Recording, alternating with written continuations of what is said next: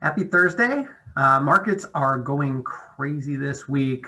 Tech is just getting beat up left and right. And we also had the Fed testifying this week. So it is a week of all weeks, a lot to talk about, and definitely a good week, hopefully, to bring you some updates and kind of catch you up on what's going on.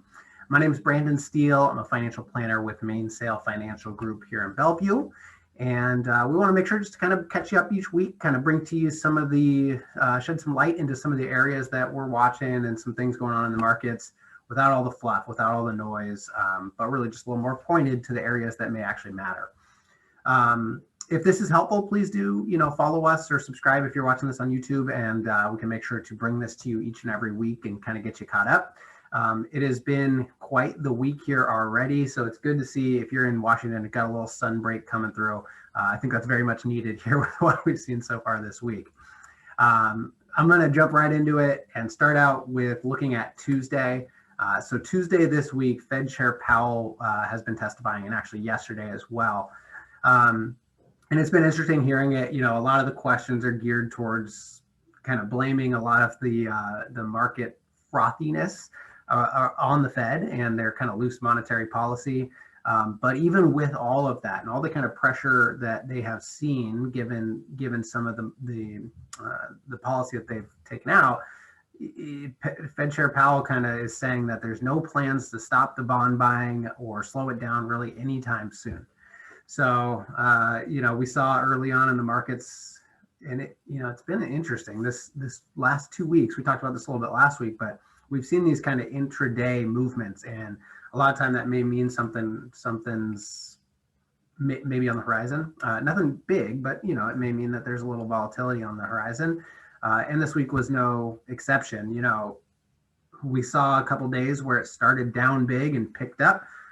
Today it actually started up and dropped significantly to close the day.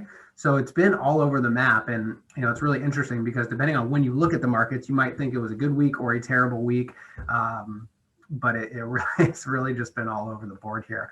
But even with all that, so the reason I brought that up is that I think that Tuesday the markets really liked to hear that because Fed Chair Powell is saying that they don't plan to slow down at all, and that can be good things to help keep the markets going.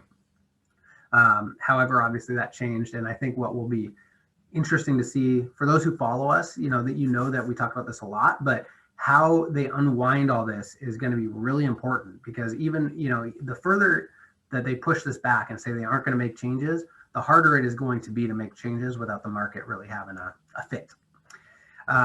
This week here on Wednesday, new home sales came out. There was another 923,000 new home sales numbers. So another big surprise on the upside for home sales.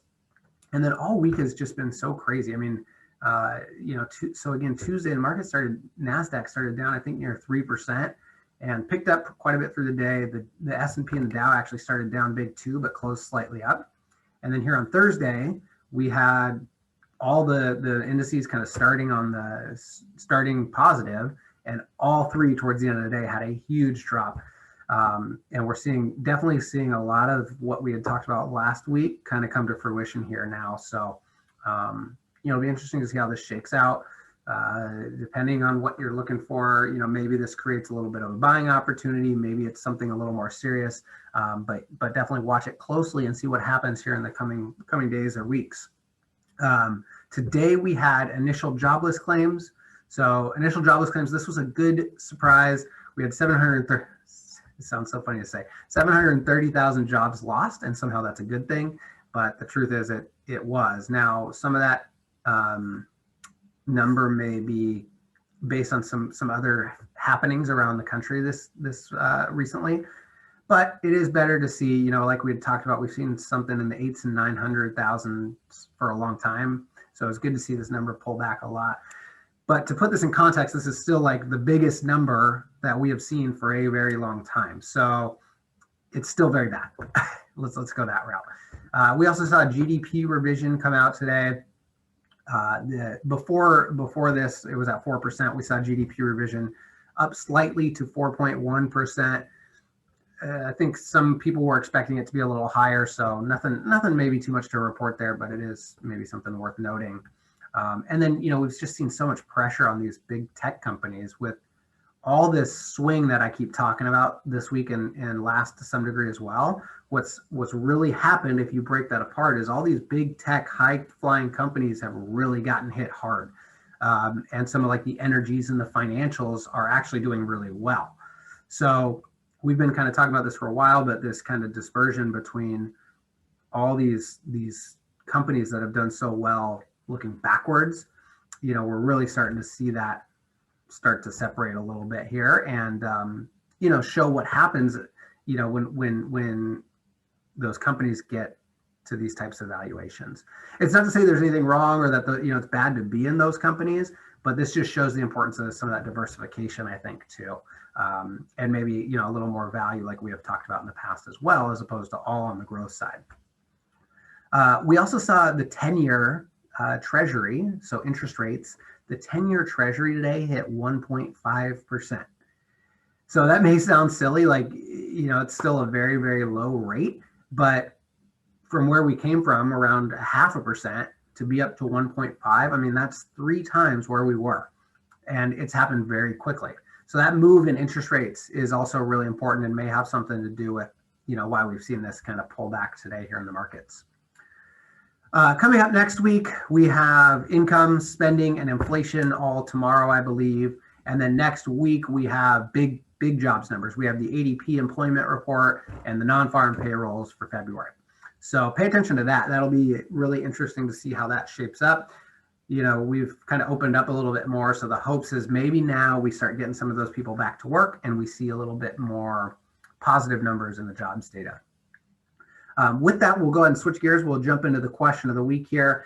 And I want to mention my book is done. We are just waiting for printing. So as you can probably tell, I am super excited about this. It's funny, the small tweaks are the least fun part and take the longest. So I'm very happy to say that it's done. Now we're just kind of waiting on printing, and we should have those done here very, very soon. And so if you haven't already reached out to claim your free copy, we are also, for the first 100 people who claim a free copy, we are going to kind of pick a random winner for a free financial plan all the way through the process, nothing shortchanged. And, it's a very, very impactful process. So if you do want to claim your free book, reach out to us. Also, if you want to just submit a question of the week, you can do the same. Just email us, info@mainsailfg.com. Again, info@mainsailfg.com. Or go ahead and just comment below.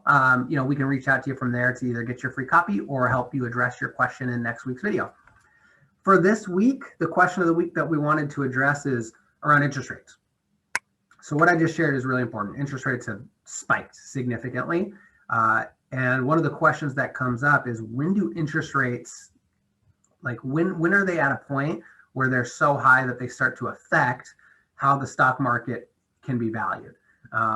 For those who do know us well, you've heard me say many times before that because interest rates are low, stock market can kind of keep going because, if you think about risk reward, some of those people may not want to invest in bonds or safe assets because there's not a whole lot of return from it. Now, as interest rates rise, that risk reward becomes a little more rewarding. So the question comes up, well, when does that actually have an impact? And it's very, very difficult to say. I think part of what we saw today in the stock markets pulling back a little bit was based on interest rates. We saw it hit 1.5%. And I think that is significant to the point where it, maybe had some people rethinking what's going on. Now, 1.5% is still a very, very low rate of return, right? I mean, you're not keeping up with inflation. It's not very exciting. So I would say that, at this level, I don't know that I would say this has an impact on how stock markets can kind of continue for the long term. As we get, up 2% or higher is kind of what, a lot of people may hear. I think that there's an argument to be had there because now we're actually talking about a little something, right? 1.5% is not going to get you very far. But if we're up in the 2s, 2.5%, 3%, it's like that's where we're at least keeping up with inflation on a bond purchase meant to be very stable. So in my opinion, I don't know that I have an exact number, but I would say right now is not too much of a concern. If that does continue to pick up, that's where we really want to pay attention. And in that case, all this kind of tailwind of low interest rates may start to kind of switch gears and start to push against the stock market a little bit too. So just something to pay attention to, and hopefully this is helpful. It's been a crazy week, so you can probably tell I'm pretty excited, but it's just been very interesting to watch, and I think something to pay attention to in the weeks to come. So thank you as always for joining us. If you do have any questions or would like to submit a question of the week, go ahead and reach out or just comment below, and we can certainly help address those as they come up. We will see you next week, same place, Thursday at 3 p.m. Thank you.